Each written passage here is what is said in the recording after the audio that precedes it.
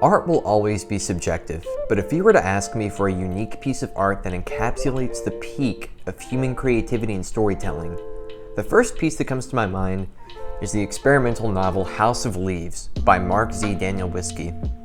I first heard about this novel from a high school English teacher who warned that even though House of Leaves was incredibly meaningful and full of twisting symbolism and subversive themes, despite this, as a reader who loves to challenge myself, I've only recently tackled this novel, and it took me completely reading it through twice and also reading individual sections over again to completely understand how great this novel is. Suffice to say, I did initially have difficulty deciphering all of the novel's thematic elements and messages on morality, as it easily took until after my second reading to get my opinion in place. And my opinion is that this is easily my favorite novel of all time. No novel has the pure ambition of House of Leaves, as House of Leaves contains 3 separate narratives of 3 different lives, all layered throughout this behemoth of a book. All 3 narratives have different tones, writing styles, and even literary genres, but they all work together to share the same goal. Although I would love to immediately get into an analysis, it's probably best to give you some swift backstory on the work for the sake of those who haven't read it.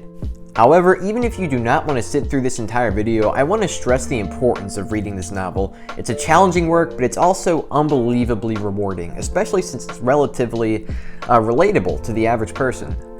It's one of the most acclaimed and ambitious works of the 21st century, and this is Book Club on House of Leaves. House of Leaves starts directly after a blank page containing the words, "This is not for you," which immediately sets the eerie tone that most of this novel follows, while also planting in the reader's mind an initial feeling of slight confusion and dysphoria. The first narrative begins regularly enough, as it takes place in what the author deems to be the quote-unquote real world. Our protagonist is named Johnny Truant. He's a young adult who works in a dingy tattoo parlor in Los Angeles. Johnny has no underlying ambitions as a human being. He dedicates his life to partying during his free time and is obviously someone who encounters lots of drugs and alcohol.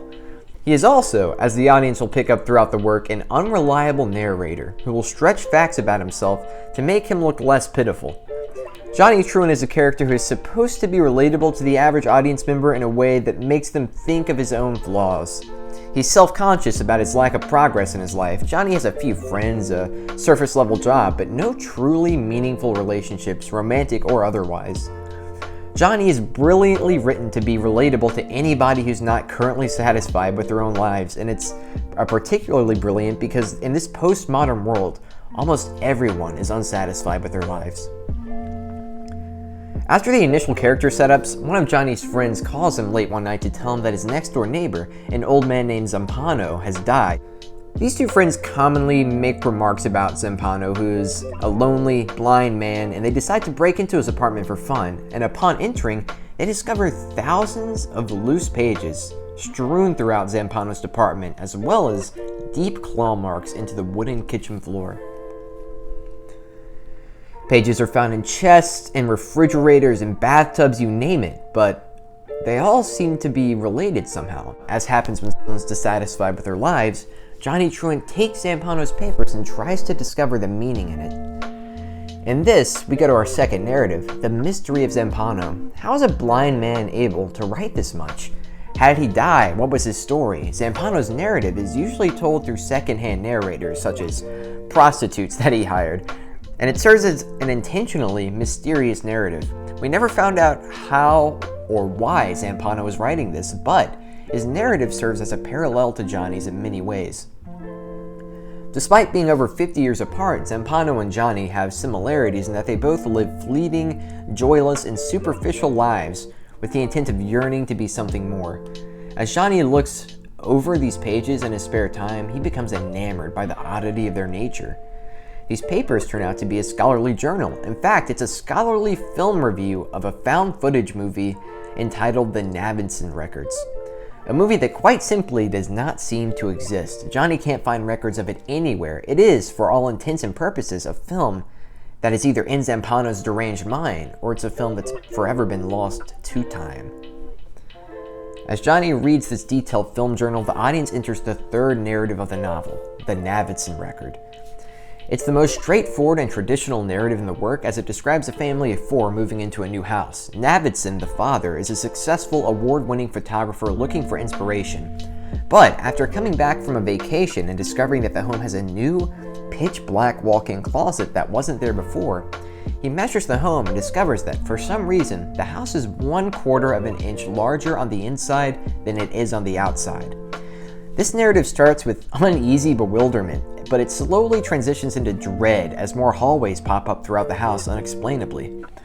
One of which seems to go for an almost indefinite amount of time, growing in size until the rooms become the length and heights of cathedrals and labyrinths grow inside of it. Navidson, realizing this scientifical impossibility before him, hires an exploration group to enter this dark terrain, as he hopes it will grant him the possibility of more photography awards. Enlisting popular explorers as well as his own brother-in-law, with whom he has not seen in a decade, Navidson embarks upon this abstract and psychological journey of horror and suspense. In his mission to discover the meaning of his house, he becomes estranged from his wife and children, and all narratives simultaneously progress together. Johnny becomes more engrossed in this film review and begins seeing shadowy creatures following him in the real world. Zempano becomes more desperate to finish his work as he feels his death coming for him, and Navidson's obsession to insane degrees as people become lost in the black material of his own home. Believe it or not, that was a relatively brief introduction to all of the narratives. The novel itself is far larger and much more detailed, and with many interwoven themes and symbolism, one of which, and what I believe to be the novel's primary theme, I will be discussing today. So okay, I've laid out the novel's plot lines and how they progress together, so it seems probably apparent that this is a horror novel, right? A novel about a bunch of lost souls trying to find a purpose in life, ultimately causing more harm than good to themselves while trying to control the uncontrollable. Existential dread, monsters with claws, never-ending dark chasms of foreboding doom. Well, yeah, the novel definitely has undertones of horror and tension, and if you think about it, that really does make a lot of sense considering that House of Leaves is a romance novel. Oh, that kinda doesn't sound right, huh? Well, first off, maybe I'm cheating here slightly, but the author, Mark Z. Danielwiski himself, has described House of Leaves ultimately as a romance story. In a direct quote from an interview, he said, "I had a woman come up to me in a bookstore and say, 'You know, everyone told me that it was a horror book, but when I finished it, I realized that it was a love story.' And she's completely right. In some ways, genre is a marketing tool." This is where, in my opinion, the true genius of House of Leaves comes in. On the surface, the themes and storylines of this novel shape it up to be a modernist horror novel focusing on existential ideas of one's placement in the world and how to deal with the unsurety. However, House of Leaves truly comes into its own as a postmodernist work from its references to that modernist style of writing, and how it uses modernist style to create a mysterious genre-bending statement on the meaning of life. With a quick note of this next section containing mild spoilers, it's necessary to mention how the character of Johnny Truman becomes obsessed with this stripper named Thumper about halfway through the work.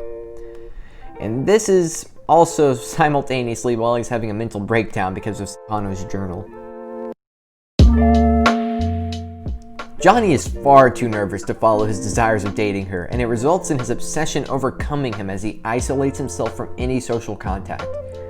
Thus, as each narrative comes to its conclusion, it becomes apparent that Johnny and Zempano, the only 2 characters who supposedly exist in the real life, have a tragic end as they're unable to overcome their crippling fears towards life, love, and death. They fall victim to themselves. Their lifestyles are too surface level to provide any actual long-lasting happiness. Additionally, Johnny's abusive childhood shows why he would be apprehensive and untrusting of a concept such as true love or even being content. However, Navidson manages to survive his horrific encounter with the house, and even though, spoilers, one more time guys, his brother and the adventurers are lost inside of the house never to be seen again, Navidson becomes grateful for his family. He learns that critical praise and notoriety don't bring you permanent internal happiness, and you instead need to be personally content to remain happy. In my opinion, the most emotionally effective part of the novel has to be when Navidson reconciles with his wife after they're separated, because of Navidson's obsession with discovering the house's meaning. Once he gets over this realization, the house returns to normal again, and the family can live a calm and happy life together, full of legitimate emotional connection.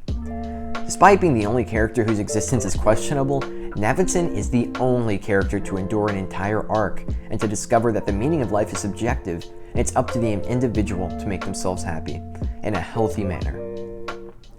This is why both Johnny and Zempano's stories resulted in tragic yet realistic manners. Reality is harmful, and it's rare for people to realize what makes them happy. That's why it's so special when individuals like Navidson are able to reach inner peace. To put it simply, it's something that everybody wants, but something that almost nobody actually achieves. In conclusion, that's exactly why House of Leaves is a story about romance. Being content, being satisfied, and being free of any existential dread about your own self-worth, that is a story of romance. You're not only to love what helps you to get to this realization, but you're learning to love yourself as well. I believe that's what Mark Z. Danielwiski is actually trying to convey in this novel. Despite the worldly views that we are attached to, we must occasionally look beyond in order to find our true selves. And then he proceeded to tell me a story about how his daughter had tried to kill herself. And he was there at her bedside when she woke up. And he said, "Is there anything I can do for you?"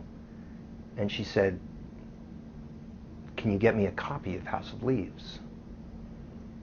And that story stays with me. I don't really know the conversation she had with my book, if it is mine anymore. But I can see that they're important conversations and they're meaningful to people, and that becomes extremely meaningful to me. It's also something I don't entirely Mark C. understand. Danielwiski uses symbolism so brilliantly in House of Leaves because of how that symbolism can pertain to many different interpretations of his work. For example, let's look at Zempano's blindness. On one hand, it's incredibly unnaturally and uneasy that a blind man is able to write this scholarly journal. It sort of represents an almost omnipotence to Zempano's case, making him a very creepy individual and upping the horror aspects of that novel. However, on the other hand, if you look at Zempano in the context that I provided his character in, it becomes more obvious that he was very lonely, and his blindness represents how harsh reality has been on him. He most likely was blinded from a second-hand source, and he probably wasn't blind from birth, so therefore reality has just piled on Zempano, causing him to have this skewed and unfavorable view of reality. Therefore, it becomes obvious that his blindness is a product of his loneliness, and he's unable to achieve happiness because the harsh world has been keeping him contained inside of his own mind. House of Leaves is undeniably a 10 out of 10 for me. I recommend being vigilant and constructive while reading. It's definitely a hefty undertaking, but it's a rewarding one as well, and without a doubt, it's my favorite book of all time.